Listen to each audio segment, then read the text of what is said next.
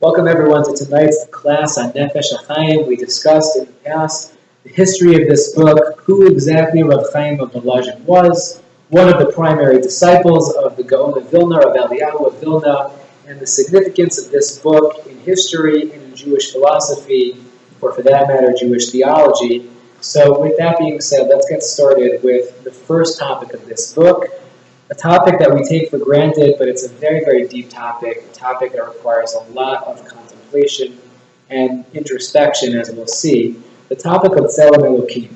What does it mean that we're created in God's image? The Torah tells us in the very beginning of Parshat Bereshit, as the Torah describes God's creation of mankind, Vayivra Elokim et ha'adam b'tzalmo, God created man in His image.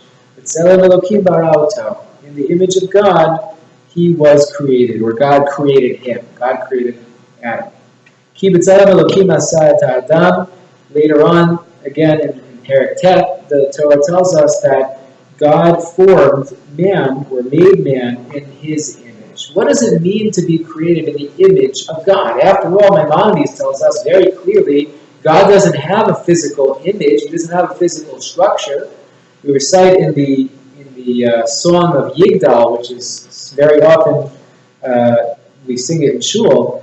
Eino demut haguf ve'eino guf. God doesn't have a body. He doesn't have the form of a body. He doesn't have the image of a body. So how could we physically be created b'tzelem Elokim, in God's image? It's not possible.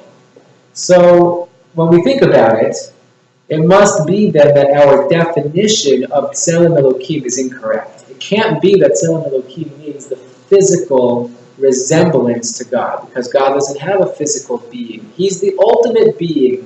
He's the ultimate cause of all reality. His name, Yud and Hey and Vav and Hey, actually extends from the word Havaya, which means to bring everything into existence. God is the ultimate, most true reality, and everything else is not the most ultimate true reality, because we depend upon Him, as Rambam says in the beginning of Yesodei HaTorah, but He does not depend upon us. So He is everlasting, and we are not. We're dependent upon HaKadosh Baruch Hu. That being the case, what does it mean then that we're created in His image? He's not physical. So Rav Chaim of Volozhin tells us as follows: the depth of this idea of God's image,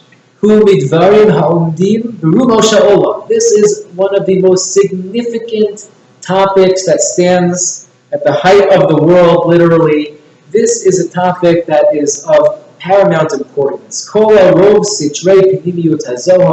The majority of the deepest secrets of the Zohar HaKadosh deal with this question, or this issue of Tzelem Elokim.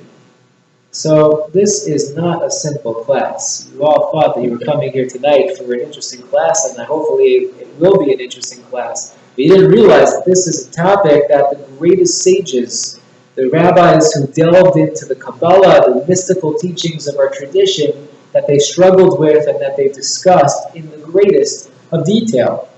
But Rav Chaim Volozhin says we're not going to go into that conversation. We're not going to walk out of here tonight as licensed Mikubalin. We're going to discuss a more simple interpretation of what it means to be created b'tzelem Elokim. So what does it mean to be created b'tzelem Elokim? Nedaber b'milat tzelem b'derech ha'pashtanim harishonim. Let's talk in the more simple terms of what it means to be created in the image of God. Rav Chaim of Volozhin quotes the pasuk, Na'aseh Adam b'tzalmenu kimutenu.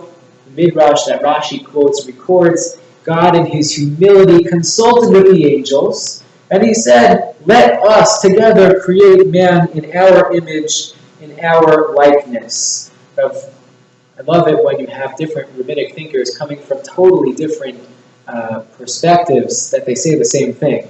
So there's a tradition quoted in the name of the Baal Shem Tov, of blessed memory, and Rav Yosef Dov Halevi Soloveitchik, the Rav of blessed memory from Yeshiva University, coming from very different perspectives. The Baal Shem Tov being the founder of Chassidut, of Chassidicism, the Rav Soloveitchik, being a descendant of Rav Chaim of Volozhin, and an descendant of this Nagdic tradition, those rabbis who did not see eye to eye with the philosophy and theology of the Hasidic leaders and Hasidic masters, and yet they say the same idea.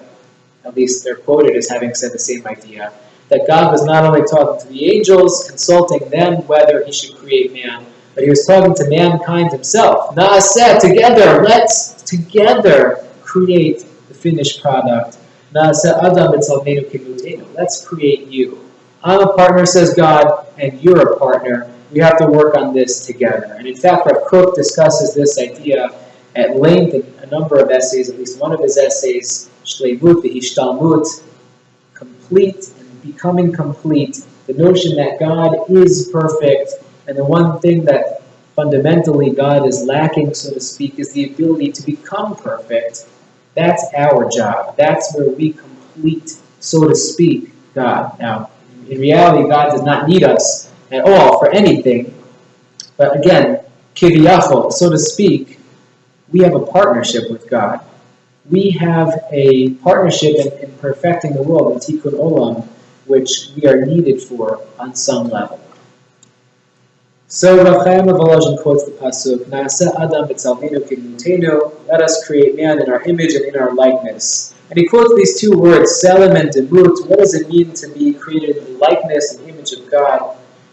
For the sake of time, I'm not going to read all of the paragraphs inside, but I'd like to share with you the essential idea that he says. The notion of Tzelem and demut means a similarity, to draw a parallel. The fact that you can be like somebody else without resembling them physically. And he quotes a verse, for example, from Tehillim, Ki lo na'asu lo knafayim lecharto, lo nishtana tzurato l'tzurat haka'a, rak shenidme az. I'm sorry, the pasuk in Tehillim is Damiti likat midbar. That God says, I'm compared to a desert bird. How could God be compared to a desert bird? God doesn't look like a bird. Birds don't look like God. Rav Chaim of Volozhin says, God doesn't have the attributes of a bird. He doesn't have wings or beak. He doesn't have the form of a bird. But it means that just like the desert bird apparently is a very fast bird, you have to ask a zoologist, but it's all over the place. So God is omnipresent. He's called Hamakom, the place, because he's everywhere. He fills all space and all time. So the notion of demut, of in the likeness of somebody, means that there's a similarity. Rav Chaim of Volozhin goes on in the second chapter in Perek Bet, it describes the similarity that we have to God. God is the ultimate creator of the universe. He shapes and forms and guides this universe. And the deep secret, not the deepest secret that the Mikubalim deal with, but the secret that Rav Chaim of Volozhin wishes to share with us, is that we also shape and form and create the universe on some level. And this idea actually will go through the next several chapters, Perek Bet, Perek Gimel. I'll share with you a few different sentences, excerpts. We refer to God as the Yotzer Or Borei Choshech. God is the creator in the present tense. He's constantly creating every moment. All of the universe, all of creation, he's constantly breathing life and energy into it. So God is the creator who brings everything into existence, and we also on some level are like a creator. Rav Chaim of Volozhin says, Ki b'ma'asav v'diburav v'machshavotav hatovim, with the person's actions and his speech and his good thoughts, hu mekayem v'noten koach v'kama kofot v'olamot ha'yomim ha'kedoshim. We give strength and energy and vitality to those upper worlds. And he quotes sources from the Talmud, from the Navi, from Sefer Yeshayahu, to strengthen this idea. But the general idea is as follows. With the magnitude and complexity of creation, with all the levels of existence, the four dimensions of existence, Olam HaTzilut, and Olam HaBriya, Yitzira, and Asiya, always mix up those orders. But all the different dimensions of existence, and all the layers, and all of the Hishtalshalut, the chain reaction of one level to the next. At the bottom is man. But man is not the bottom of the totem pole. Man is not the bottom of this incredible creation of the universe. Man might physically be at the bottom of the Olam HaAsiya, of the world of action, but it's through our actions, through our Asiya, that we pull the strings which have tremendous ramifications and effects and influence on the rest of the universe. And therefore, we don't have time to go into this in greater detail for this evening. We'll have to save this idea for another time. But the notion essentially is that we have a direct and indirect impact on ourselves and our environment and the universe at large. When you do a mitzvah, you don't just do a good deed, although mitzvah doesn't actually mean a good deed, contrary to popular belief. Mitzvah means a commandment, something that I really have to do. When you do a mitzvah, you have a positive effect on you, yourself, your immediate surroundings and environment, and in fact the entire universe. And the converse is true as well. If a person does an avera, performs a misdeed, he's harming himself and the environment around him and the entire universe. There's a notion out there that a lot of people mistakenly believe that when a person does a mitzvah, God rewards him, God's keeping score. And when a person does an avera, does a sin, God's keeping score, and there's an immediate punishment. But it's not so much that a person is punished because of what he did, that God says, you did something good, you get a sachar, you get reward. You did something not good, you get onesh, you get a punishment. It's rather that a person is rewarded as a result or directly as the consequence or totza'ah of his actions. The actions that we do become the source of our satisfaction, our nachat, our pleasure.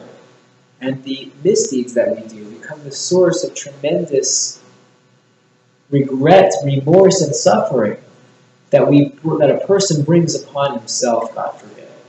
It's not so much that a person is punished by his for his actions, but by his own actions. And so therefore, I think this is the idea that Rav Chaim of Volozhin is trying to explain. We're created in God's image.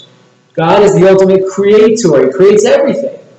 But we also create. We create positive. God forbid we can create negative.